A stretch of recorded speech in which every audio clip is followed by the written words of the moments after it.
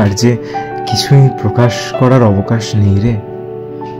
সব রাস্তাই তুই বন্ধ করে দিয়েছিস। এর আগেও যখন তোকে সাহস করে সবটা বলতে চেয়েছিলাম, তুই রাজকে আমাদের মাঝে পাঁচিলের মতন খাড়া করে দিয়েছিলিস। আর আজ এতগুলো বছর পরে তোকে বলতে চাইলাম, তখন তুই আমাকে বিয়ের কার্ড হাতে ধরিয়ে দিলি। কিভাবে নিজেকে প্রকাশ করব বলতো? তুই যে কোনো রাস্তা রাখলি না। আর সত্যি হয়তো আমাদের এক হওয়ার কথা ছিল না, তাই তোকে এত ভালোবেসেও শেষে পেলাম না কিছুই।